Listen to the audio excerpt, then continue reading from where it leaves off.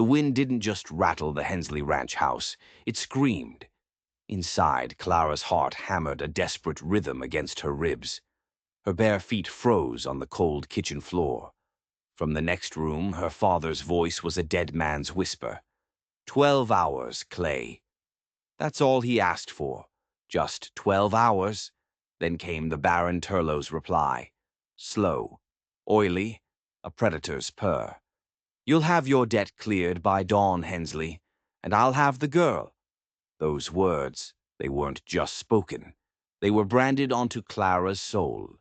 Her mother, buried up on that dusty hill, always said a woman's will was the one thing no one could take. But her own father, he just sold hers for a piece of land already lost. Clara stumbled back, knocking a tin cup. The clatter echoed like a gunshot. Both men in the next room snapped their heads toward the doorway. Her father's face drained to ash. Clara, he choked out. But she was already gone. She burst out the back door, into the biting cold of the desert night. Her skirt snagged on a loose nail, tearing. Her breath ripped through the silence as she ran. The wind whipped her hair across her face, a frantic, desperate blur. She raced past the barn, past her mother's crooked cross, past the corral where her father's old horse snorted at her sudden flight. Behind her, the Baron's voice roared, cutting through the night. Find her before midnight. Lanterns flared, angry eyes blinking to life across the ranch. Clara ran until her lungs burned, until the ranch lights were just pinpricks against the vast, terrifying canvas of the desert. It stretched before her, black and endless, alive with the howls of coyotes and the icy grip of pure terror. She had no destination, only the desperate need to keep moving, one foot in front of the other, each step a defiance. Her worn-out boots were gone, lost to the unforgiving rocks, her feet bleeding against the cold sand. She collapsed into a dry creek bed, gasping, air burning her throat like smoke. Far off, a single gun fired. A warning? Or was it just the desert's cruel reminder? No mercy out here. She pushed herself up, whispering to the endless night, 12 hours. Just 12.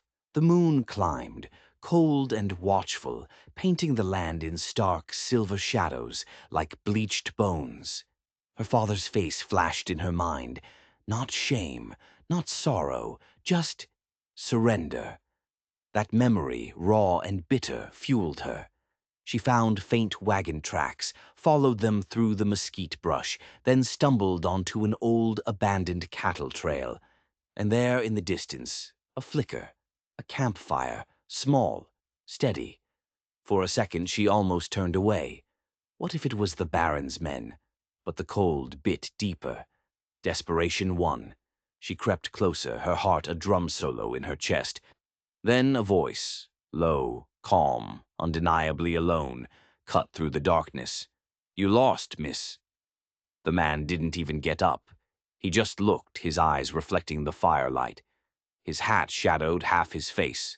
A rifle rested beside him, silent. His voice, it held the weight of 1,000 sunrises, of a man who'd seen too much to fear anything anymore. Clara stood trembling, half hidden by a mesquite branch. They'll kill me if I go back, she whispered. The man sighed, poked the fire, a single nod. Then you'd better keep walking, he said. But as she turned to leave, his voice snagged her again, quieter this time. Which way they coming from? She hesitated. North. He rose slowly, deliberately, pouring dirt over the fire, adjusting his hat. Then we ride south. And just like that, her world tilted. Horses snorted, their breath pluming white in the cold night.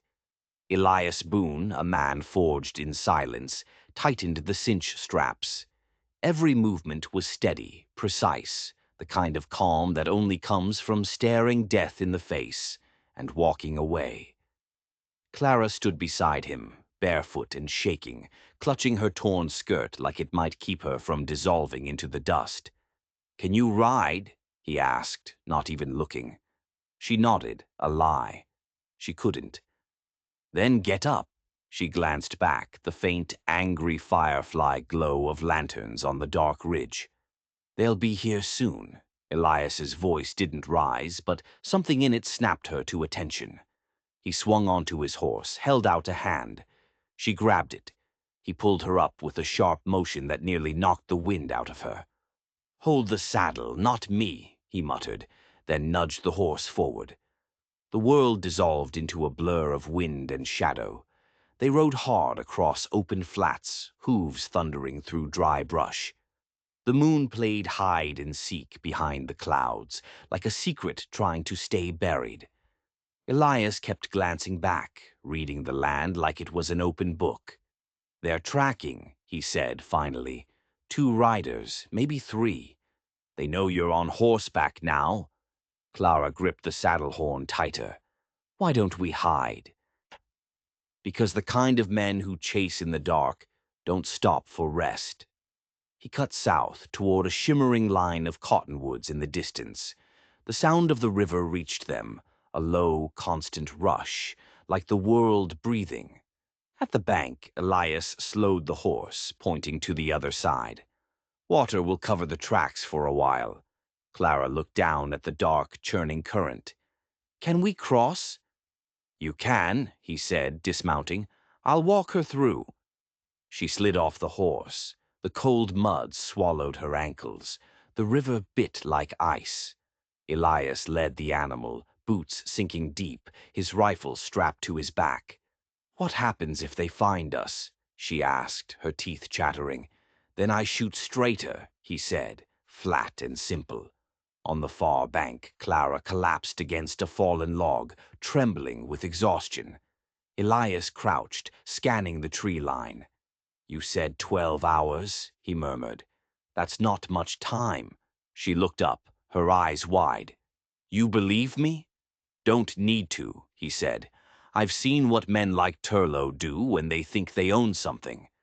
He pulled a flask from his coat, handed it to her. "Drink. We keep moving when the moon drops." Clara sipped, coughed. The burn steadied her shaking hands. "Why help me?" He didn't answer right away, then, "Because the last time I didn't, someone died who didn't deserve it." The wind rustled the trees, carrying the faint, distant echo of hooves. Elias rose, checked his rifle. "They're closer than they should be. We ride again." She wanted to ask his name, but he was already back in the saddle, his eyes on the dark ridge ahead. As he reached down to pull her up, she whispered, "It's Clara." He nodded. "Elias." And with that, they vanished into the night, 2 shadows outrunning everything the world had already decided they were. This was not a chase. It was a desperate gamble against fate itself. Dawn broke, a pale, anemic streak across the desert, but Clara could barely keep her eyes open. Her hands were numb with cold. Every breath was a fragile promise she wasn't sure she could keep. Elias slowed the horse near an old telegraph post, half swallowed by sand. The ghost of a line that once tried to connect this lonely frontier. "We rest here," he said, dismounting. Clara slid down, her legs shaking so badly she almost fell. He caught her arm, not gently, but with a firm, steady grip, like a man used to keeping fragile things from breaking. "Sit," he commanded, pointing to a fallen plank. She sank onto it, shivering. "They'll keep coming," she murmured. "Not yet," he said. "They'll stop at the river till daylight." He opened his saddlebag, handed her a strip of dried meat and a crust of bread. It tasted like dust and grit, but she devoured it, as if afraid the chance wouldn't come again. Elias leaned against the post, silent, his gaze sweeping the horizon. She studied him in the harsh morning light, the quiet eyes, the rough, calloused hands, the scar that cut through his beard like a forgotten word. "You were a soldier," she ventured. He didn't look at her. "Scout. War ended. The running didn't." He turned his gaze, steady and unblinking. "You've been running long enough to know it never works." He paused. "You don't have a plan, do you?" Clara said softly. "I had one." Run until I can't. Elias let out a breath, maybe a laugh, maybe a sigh. That's not a plan. That's a prayer. Then you believe in prayers? She asked, trying for a weak smile. No, he said, his eyes distant, but I believe in second chances. For a heartbeat, the silence between them felt less like fear and more like understanding. But then, from somewhere far off, the faint crack of a gun ripped through the morning stillness. Elias's head snapped up. They didn't stop, he muttered. He kicked sand over the remains of their small fire, grabbed his rifle. Get on, he ordered. Clara scrambled up, clutching the saddle horn as he swung up behind her. They took off again, hooves pounding through the wide, red basin, the sun rising behind them like a hunter's torch. The land stretched empty for miles, just thorn, dust, and the long, cruel promise of nowhere. They'll see us in the open, Clara cried. Good, Elias said grimly. Let them. He spurred the horse faster, cutting toward a jagged ridge where the air shimmered with heat. A shot rang out, too close. The horse lurched, almost throwing them both. Keep your head down, Elias roared. Clara pressed against his back as another bullet kicked up dirt beside them. They reached the ridge. He yanked the reins, turning sharply into a narrow cut in the rock, a dry wash, barely wide enough for a man on foot. The horse squeezed through, hooves echoing off the stone walls. They won't follow here, he said, his voice rough with dust. Why not? Because they're cowards when they can't see the sun. The wash opened into a hidden canyon, cool and silent. Elias slid off the saddle, breathing hard. Clara followed, her face streaked with sweat and grit. Why'd you turn back for me? She asked quietly. You could have kept riding. He stared at her for a long moment, then his voice heavy with a past she couldn't guess. Because I've done enough leaving. The words hung between them, thick and heavy, as the morning wind died away. And for the first time since she fled her home, Clara felt something stronger than fear. She felt hope, hope that this desolate place, this man of shadows, might be the beginning of an ending she could actually choose. But in the hunted lands, silence never lasts. The canyon held its breath, thin and silent, but Elias knew that peace was fleeting. He crouched near the ridge's edge, his eyes scanning the horizon where a faint dust cloud was already rising, a sure and steady smear of motion. They found us, he muttered, the words like a physical blow. Clara knelt behind him, clutching her skirt. How? We crossed the river. You left blood in the water, he said quietly, his gaze unblinking. Tracks don't lie, not to men who chase for coin. Guilt twisted Clara's stomach as she looked down at her torn, bleeding feet. Elias swung his rifle from his back, checking the chamber with clean, practiced movements. We'll head east, he said. There's a dry gulch, old mining road, hard trail. They won't risk it at full speed. What if they do? Then they die tired. He turned to her, his expression unreadable beneath the brim of his hat. Can you still ride? I can try. Don't try. Do. He hoisted her into the saddle, mounted behind her, and nudged the horse forward into the maze of red rock. The canyon walls rose high, pressing in close, the air thick with dust and echoes. Every hoofbeat came back at them like a warning. From far behind, the sharp crack of rifles, the sound of distance closing. Elias guided them through the narrow cuts, his eyes darting, scanning for any shadow or glint of metal. You ever shot a gun? He asked suddenly. Clara shook her head. He reached into his belt and handed her his heavy revolver. Point it where you'd rather they weren't, he said. She swallowed hard, gripping the cold metal. I don't want to kill anyone. Then hope they stop before you have to. They rode until the canyon opened to a wide ledge overlooking the plains below. In the distance, the town of San Miguel shimmered faintly, smoke curling from the rail line. If we can reach that ridge, we'll make the tracks before sundown, Elias said.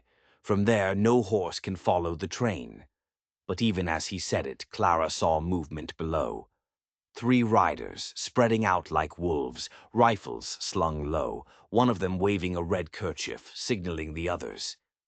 "They'll cut us off," she said, her voice raw. Elias's jaw tightened. Not if they don't live long enough to try. He dismounted, grabbed his rifle, and moved to a rock outcrop. "You stay with the horse," he told her. "If I fall, ride until the land gives out." "I won't leave you," she said, the words catching in her throat. He looked at her then, a deep, measuring gaze that saw past fear or courage, straight to the truth. "That's what she said, too," he murmured, his voice haunted. "And it got her buried near Laredo." Before she could speak, the first bullet screamed past, shattering rock beside her head. Elias dropped to one knee and fired. One rider went down hard, tumbling from his horse. "2 left," he muttered. Another shot, another echo. Clara clutched the reins, her heart hammering, watching the second rider fall. The third turned his horse, bolting into the distance. Elias didn't fire again. "He'll bring more," he said, lowering the rifle. "How long do we have?" "Less than you think." He swung back onto the horse, blood streaking down his arm where a bullet had grazed him. "You're hurt," she said. "Later," he replied, his voice low. "Right now, we move." The sun burned high, painting the land gold and cruel. Below, the river gleamed like a knife. Clara looked back once and saw the vultures already circling. Ahead, the road to San Miguel stretched like a thin, dangerous, distant promise. But it was theirs, a promise that might just be a trap. By the time they reached San Miguel's outskirts, the sun had melted into a haze, turning the dust streets to copper, the windows to fire. Clara clung to the saddle, half asleep, half terrified of closing her eyes. Elias reined the horse near a shuttered mercantile, scanning the town. "Too quiet," he muttered. A dog barked once, somewhere down an alley, the sound echoing off adobe walls like a warning. San Miguel wasn't much. 2 saloons, a telegraph office, a church leaning with the wind. But every face that peered from a doorway held the same question. "Who are you? And what trouble did you bring?" Elias slid off the horse, helped Clara down. "Keep your head low," he said. "They'll have word out by now." She nodded, tucking her hair under her frayed shawl. They walked toward the livery.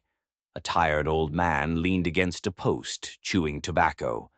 "Need a stall?" he grunted. Elias tossed him a coin. "And feed." The man caught it, squinted, then spit into the dirt. "You're the one they're talking about, ain't you? The girl who ran from the Turlow place." Clara froze, her fingers tightening on Elias's sleeve. Elias didn't flinch. "You see her run?" "Didn't have to," the man said. "Sheriff's been all over town with a poster and a promise." Elias stepped closer, his voice quiet but edged with steel. "You tell him you saw us, not yet. Then keep it that way." The man hesitated, his eyes flicking to the revolver at Elias's side. He nodded slowly. "Ain't my fight." Elias handed him another coin. "Now it's not your business either." He led Clara to the back of the stable, where shadows offered more mercy than daylight. "We'll rest till dark," he said, "then find the train." She sank onto a hay bale, exhaustion and fear collapsing on her. "He'll never stop, will he?" she whispered. "Men like Turlow don't chase for love or law," Elias said. "They chase because they can't stand the thought of losing control." He crouched, checking his bandaged arm, blood seeping through the cloth. Clara reached out before she could stop herself, her fingers brushing his wrist. "You need a doctor." "I need quiet," he said, though he didn't pull away. For a heartbeat, they sat in silence, broken only by the horse's soft breathing.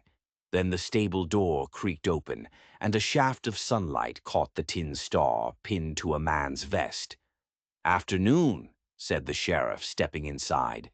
"You two look like you've been riding hard." His eyes landed on Clara, then lingered too long. "Name's Coulter," he said. "Got reason to believe you're mixed up in a runaway bride situation. Baron Turlow's offering $500 for information." Elias straightened. "You work for the law or the Baron?" "Same thing in this town." The sheriff's smile didn't reach his eyes. "Now, how about you both come along peaceful?" Elias's hand slid toward his gun. "We're just passing through." "Don't think so," Coulter said. "Poster's got your face, miss. Says you stole something besides the man's patience." Clara's breath hitched. Elias moved first. His hand flashed, and in one smooth motion, the sheriff's revolver was in the dirt, kicked out of reach. "You didn't see us," Elias said, his voice flat.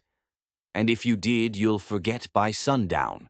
Coulter stared at him, weighing his odds. "You're a damn fool, Boone," he muttered. "Maybe," Elias said, backing toward the horse, "but I'm still breathing." They were out the back door before the echo of boots reached the street. The sound of the town faded behind them, replaced by the piercing whistle of the evening train. As they galloped toward it, Clara looked back once, watching the sheriff's figure shrink in the dust. "You think he'll come after us?" she asked. "No," Elias said. "He'll wait for someone worse." Ahead, the whistle screamed again, long and sharp, as if the rails themselves were calling them to choose, run or survive. This wasn't just a train. It was a desperate plunge into the unknown. The train screamed through the desert night, an iron beast that had forgotten its destination, smoke pouring out in black ribbons, blotting out the stars. Elias grabbed Clara's hand, pulling her toward the moving cars, their boots hammering against the gravel. "Now!" he shouted. Before she could think, he lifted her by the waist and tossed her onto the ladder of a freight car. Her fingers found the cold metal just as he leapt up behind her, slamming the door shut as the wind roared past. Inside it was darkness and dust, thick with the scent of grain and iron. For a moment, neither spoke. Their ragged breathing was loud enough to drown the rhythm of the wheels. Clara clutched her chest, trying to steady herself. "You could have warned me," she gasped. Elias leaned back against the wall, his hat shadowing his eyes. "You'd have hesitated." She wanted to argue, but he was right. The train rattled on, cutting through the vast emptiness, the lights of San Miguel fading behind them like dying fireflies. "Where does it go?" she asked. "South," he said. "Maybe Tucson, maybe nowhere. Doesn't matter as long as it's away." Clara slid down beside him, exhaustion seeping into her bones. "You've done this before," she said softly. "Run from something." "From someone," he corrected. The raw tone in his voice made her look up. "Your wife?" she asked carefully. His jaw tightened. "Her name was Ada. She thought she could outrun her own father's debts. I tried to help. They found us before dawn." Clara's throat went dry. "They killed her." Elias's eyes stayed on the floor. "They made sure she wished they had." Silence filled the car, heavy and bitter. The clatter of the tracks was the only mercy left between them. "So now you help strangers," she said quietly, "because you couldn't save her." "No," he said, looking at her now, his eyes darker than the night outside, "because I promised I wouldn't stand still again." She held his gaze. For a moment she saw the man beneath the scars, the soldier, the wanderer, the quiet grief he carried like a second heart. The train jerked suddenly, throwing her forward. Elias caught her before she hit the floor. Their faces were inches apart, breath mingling in the dark. "You all right?" he asked. "Yes," she whispered, though her pulse betrayed her. He didn't move right away. Then he turned, pulling the tarp over the crack in the door, where the wind screamed through. "Get some rest," he said. "We've got a long ride." She watched him sit across from her, his rifle laid across his knees, his eyes fixed on the horizon that rushed past the slats. "You don't sleep?" she asked. "Men like me stopped sleeping when we started surviving." She folded her arms, trying to find warmth in her shawl. "What happens when we reach the end of the line?" "There's always another one," he said. The words sounded like comfort and curse all at once. The hours stretched on. Somewhere between the rattle of the wheels and the hum of the rails, Clara closed her eyes and dreamed not of the ranch or the Baron, but of a field that belonged to no one, and a man who didn't have to run any more. When she woke, the sun was bleeding into the sky, and Elias was still there, watching the desert roll by like a story that wouldn't end, a story that was about to take another brutal turn. The sun had barely cleared the horizon when the train groaned to a stop in a narrow canyon, carved through red rock and silence. Steam hissed from the engine, mixing with dust, making the air taste like iron. Elias was on his feet before the whistle faded. "Water stop," he muttered. "Crew will check the lines. Maybe 10 minutes. Stay quiet." Clara nodded, pulling her shawl tighter as he slid the freight door open, just wide enough to look out. The canyon walls rose high on both sides, jagged and close. No easy escape if things went wrong. "We're still in New Mexico," she whispered. "Barely," Elias said. "We cross the territory line by sundown if we make it that far." But even as he spoke, his shoulders stiffened. Down the track, near the water tower, 2 men stood apart from the crew. Hard faces, long coats, the kind that never belonged anywhere unless they were paid to. "Bounty hunters," he said. "Turlough's money's moving faster than I thought." "Can they see us?" "Not yet." He pulled the revolver from his belt, checked the cylinder. "We wait till they pass." Clara peered out through a gap in the boards. One of the hunters, tall, with a scar across his cheek, held a folded paper, pointing it toward the train crew. The other scanned the cars, his hand resting on the butt of his pistol. "That's you," she whispered. "They've got your face." Elias didn't answer. He slid the rifle strap tighter across his shoulder. "We'll move when the whistle blows again. Stay behind me." "You can't take both," she said, panic creeping into her voice. "Nod and get out alive. Then I'll make them think there's more of us." He pushed the door open a few more inches and jumped down, landing in the dirt with the silence of a man who'd done it too many times before. "Elias," she started, but he was already gone, circling behind the water tower. From the shadows, she saw him pick up a stone and toss it against the canyon wall. The sound cracked like a shot. The hunters turned instantly, guns drawn, scanning the opposite ridge. Elias moved fast, cutting between the rail cars, vanishing in the steam. "You see something?" one hunter called. "Could have sworn." The second didn't finish his sentence. Elias came out of the haze behind him, rifle butt slamming hard into his ribs. The man went down, choking. The first spun, fired, missed. The shot echoed like thunder. Clara covered her ears, her heart racing. Elias fired back once. The echo died slow, swallowed by the canyon. He stood over them both, breathing hard, then kicked their guns away and crouched to check for signs of life. "They'll live," he said when he climbed back into the car, his eyes hard, his voice flat. "But we just told the world where we are." "Then we have to go," Clara said. "Now," he nodded, pulling the door shut as the whistle screamed again.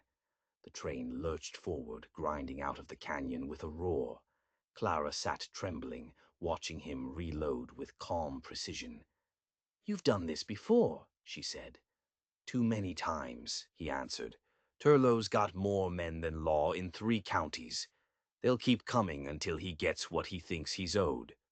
"Which is me?" she whispered, the raw fear in her voice unbearable. Elias looked at her then, the anger in his eyes burning past the fear, past the grief, to something fierce and defiant. "No," he said. Not anymore. Outside, the canyon narrowed behind them, the smoke curling in long trails that looked almost like ghosts chasing the train. Inside, the space between them felt smaller than ever. For the first time, Clara realized the man beside her wasn't just saving her. He was daring the whole world not to take her again. And that, in itself, was a twist she hadn't seen coming. By dusk, the train clattered across an invisible border, marking the end of New Mexico and the start of that lawless stretch folks called the Arizona Line. Here, warrants meant nothing. Here, men built justice from whatever they could carry in their hands. The air grew drier, the light sharper, the color of copper dust. Clara sat near an open slat, watching the landscape shift from scrub to wide, open plains. "How far till Tucson?" she asked. Elias rubbed the bridge of his nose, his eyes fixed on the horizon. "Too far. We'll jump before then." "Jump?"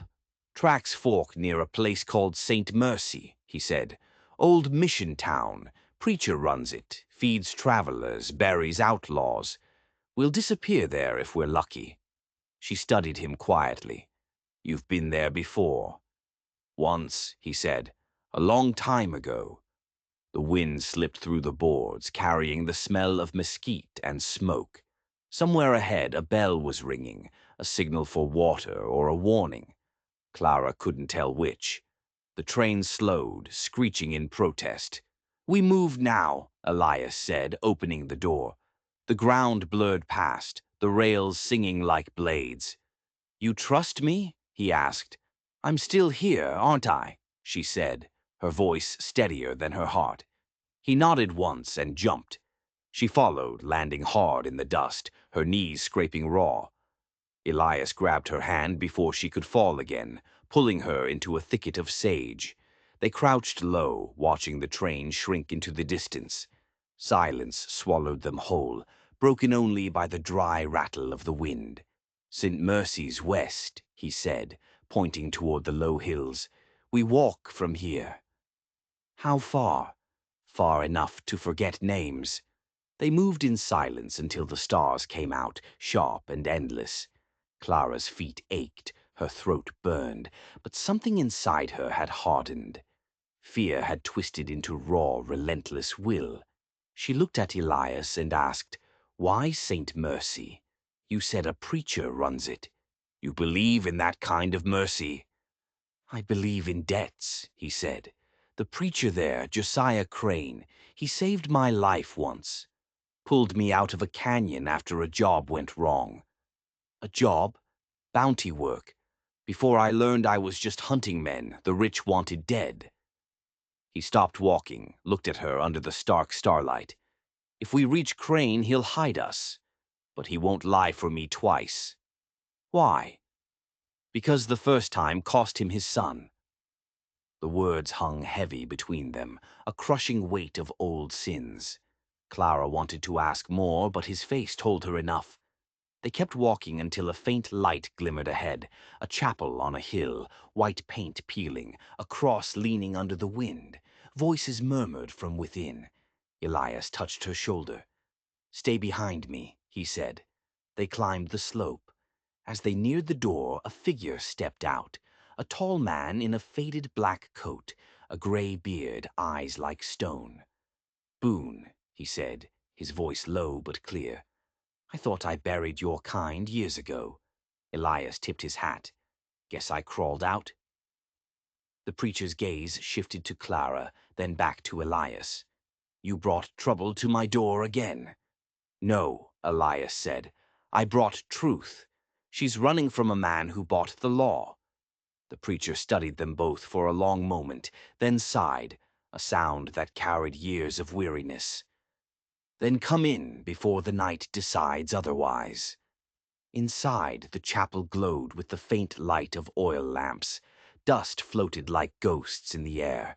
Clara looked around, whispering, "It's beautiful." Elias's voice was low. "It's where I learned what forgiveness costs." The chapel walls creaked in the wind, like old bones remembering. Inside, the smell of wax and cedar hung thick, a strange mix of peace and warning. Elias sat near the back pew, his hat in his hands, while Clara stood beneath a flickering lamp, watching the preacher move with the slow, steady gait of a man who'd buried more souls than he'd saved. Josiah Crane set down 2 tin cups and poured water from a jug. "Drink," he said. "The desert will take your strength before the bullets do." Clara nodded, sipping carefully, her eyes never leaving him. "You helped him once before," she said quietly. "Why?" The preacher's face was unreadable. "Because he was dying, and I hadn't yet learned the difference between saving a man and keeping him alive." Elias's jaw tightened. "You think I don't carry that day with me?" "You carry it wrong," Crane said, his voice sharp. "You wear it like punishment, not penance." Clara looked between them. "What happened?" The preacher met her gaze, and his voice softened, haunted. "My boy followed him into a canyon north of Laredo, believing in justice, in law, in right and wrong. Elias walked out. My boy didn't." The silence that followed was sharp as broken glass. Elias rose slowly, the lamplight catching the scar along his neck. "You want me gone?" "I'll go," he said. "But the girl stays." Crane shook his head. "No one stays who's hunted. Not here." Clara's voice trembled but didn't break. "Please, I just need till sunrise. He'll find us otherwise." The preacher studied her for a long moment, then turned towards the window, where moonlight cut across the floor like a blade. "The old stable behind the chapel," he said finally. "You'll have till dawn." Clara exhaled, relief and fear tangled together. As she turned to go, Crane spoke again. "Elias Boone," he said softly, "you keep choosing the same road. One day it'll take someone else you care about." Elias didn't answer. He just led Clara outside. The night was colder than before. The stable stood crooked at the edge of the property, its roof sagging under years of wind. They stepped inside, and for a moment it almost felt safe. Elias spread his coat on the hay, motioned for her to sit. "Get some rest," he said. "I'll keep watch." "You think they'll come here?" "If they're smart, they already have." She studied him in the dim light, seeing the exhaustion that ran deeper than the wounds on his skin. "What will you do when it's over?" she asked. "If we make it?" He leaned back against the post, his eyes half closed. "Don't know. Never thought that far." "You should," she said, "because I have." He looked at her then, and something in his gaze softened. "You think you'll ever stop running?" "Not from him," she said quietly, "but maybe from the fear." Outside, a coyote howled. Inside, the lamp flickered and went out. Elias checked his rifle, staring into the dark through the slats. "Get some sleep," he murmured. Clara lay down on the straw, her head resting near his coat, her heartbeat finally slowing.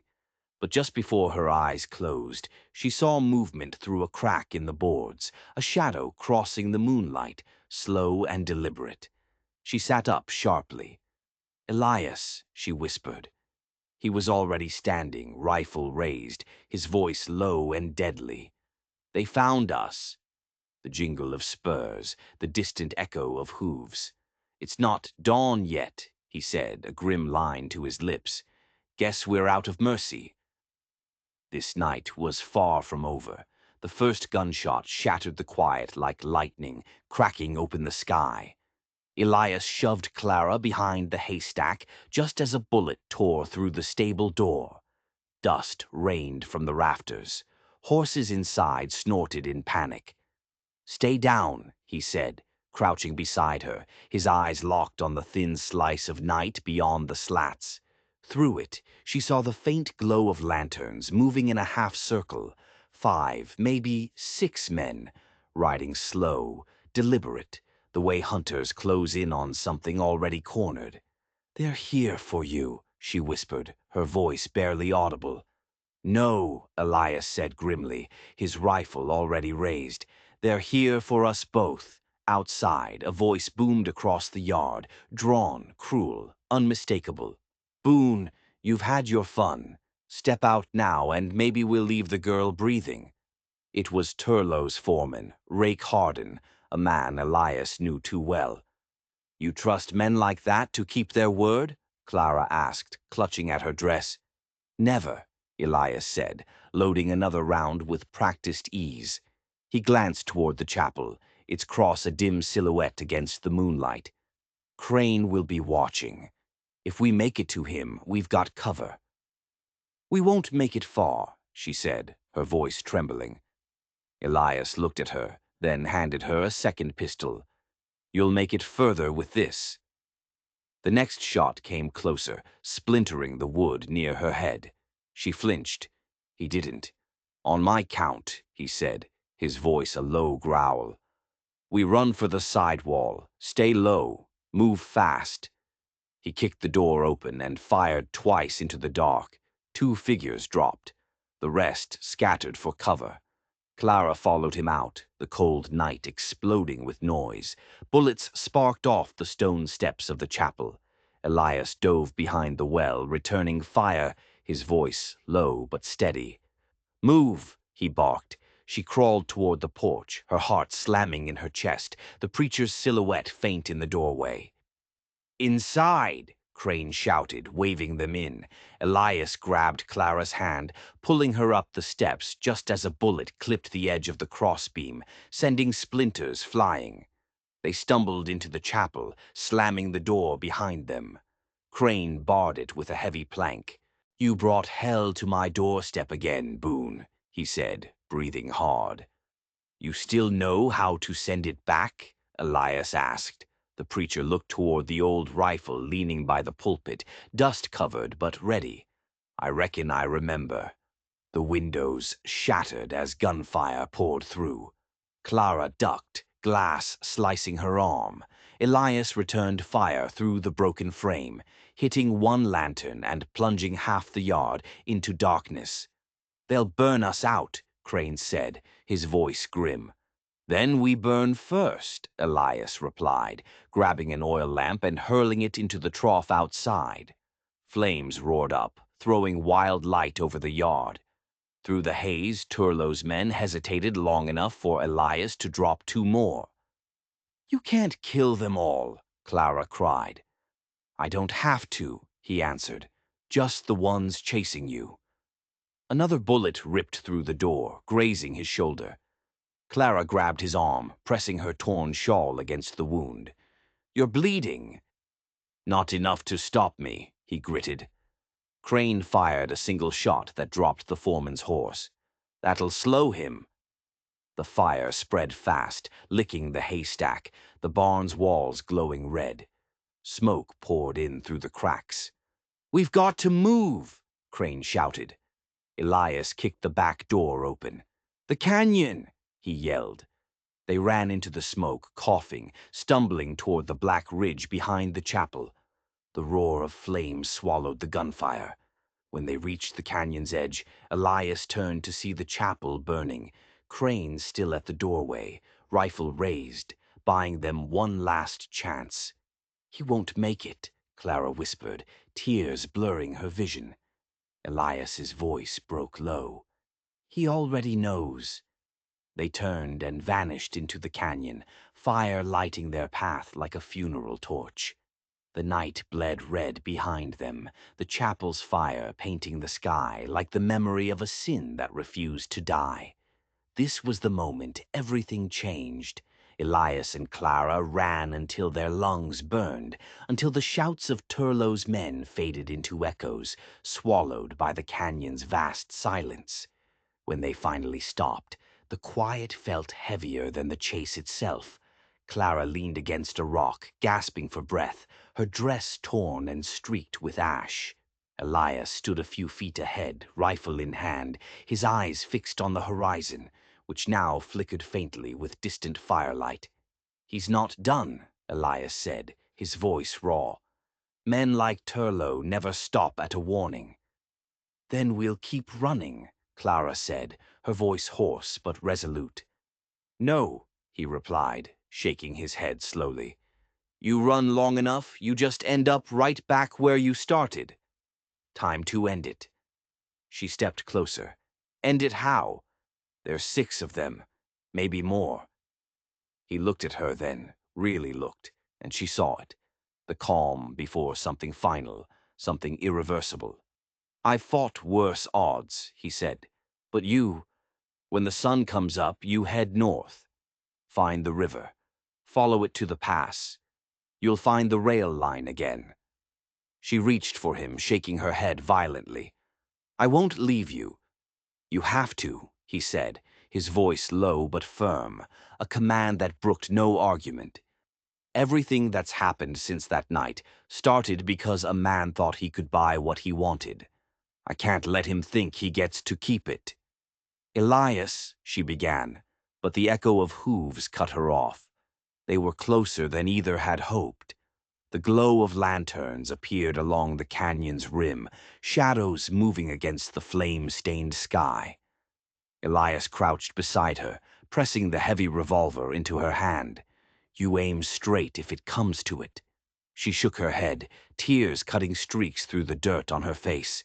I can't. You can, he said softly, his gaze steady on hers. Because I'd trust you to shoot truer than me. He rose, stepping out from behind the rocks just as the first rider entered the canyon. His silhouette looked almost carved from the fire itself, hat low, rifle steady. Boone! Rake Hardin's voice boomed again, echoing off the stone. You're outnumbered, outgunned, and out of luck. Elias's reply came cold, sharp. Maybe, but luck's never been much use to dead men. He fired first. The shot cracked through the canyon, followed by chaos.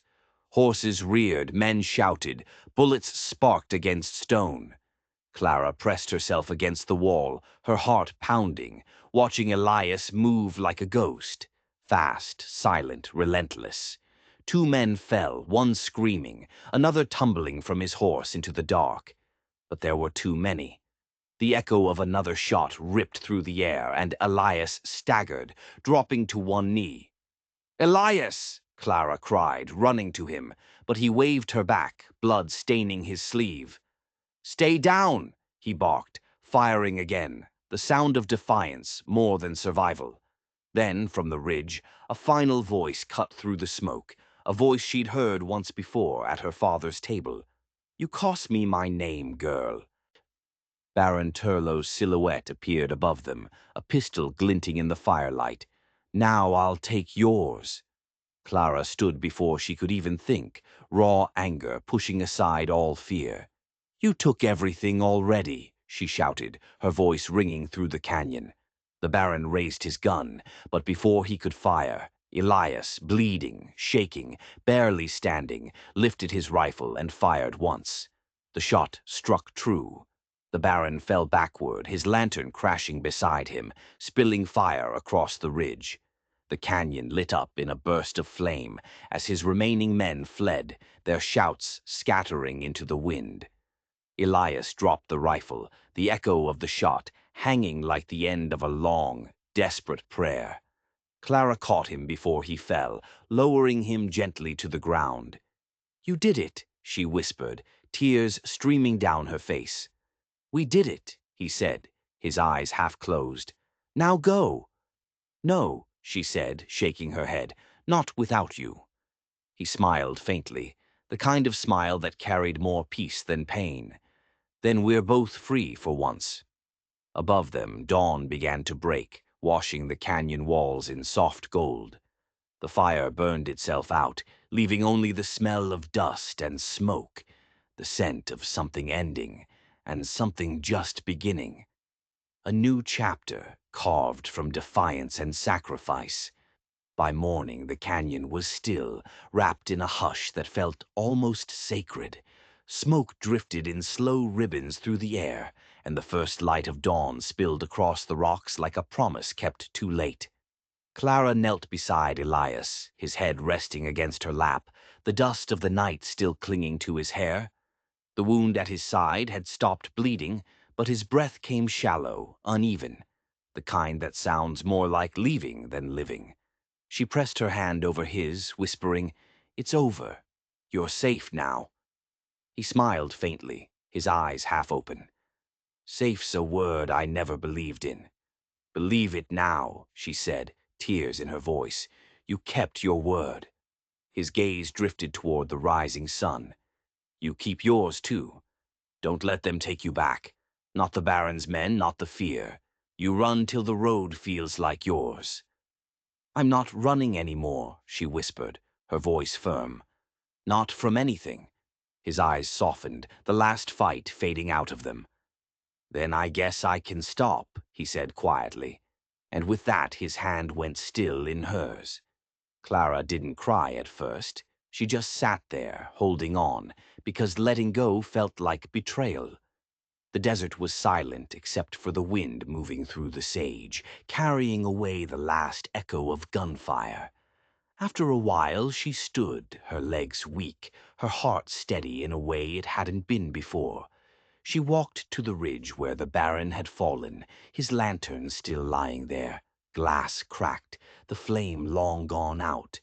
She kicked dirt over the ashes and turned back toward Elias. "You brought me this far," she said softly. "Now I'll finish it." She used her hands to dig a shallow grave beneath the shadow of a mesquite tree, the soil dry but willing. When she was done, she laid his coat over him, smoothing it flat, her fingers tracing the bullet holes like a map of everything he'd survived to get her here. She whispered a prayer she didn't know she still remembered, something her mother once said over the fire about mercy not being for the dead, but for the living who still had to walk on. Then she took Elias's hat, brushed the dust from its brim, and set it on her head. The weight felt right, like a promise accepted. She started walking north, her silhouette small against the blazing horizon. Every few steps she looked back, not out of fear, but to remember that she'd once been saved by a man who'd already lost everything and still chose to give her what little he had left. By the time the sun climbed high, the canyon behind her had gone quiet again, just another scar in the land that held too many stories to tell. She reached the ridge where the rail tracks cut through the plain, endless and glinting like silver. A distant whistle rose on the wind, the morning train heading east. She smiled faintly, lifting her hand against the glare. For the first time, she didn't feel like a fugitive. She felt like someone who'd finally earned the right to keep going, on a path entirely her own. When she buried him beneath that mesquite tree, was it mercy she gave or the freedom she finally claimed? If you had just 12 hours to escape your fate, would you run or stay and fight, the way Clara did? Let me know in the comments below. And if you enjoyed this story, don't forget to like, share, and subscribe to support more true-hearted stories on Stories Left Behind.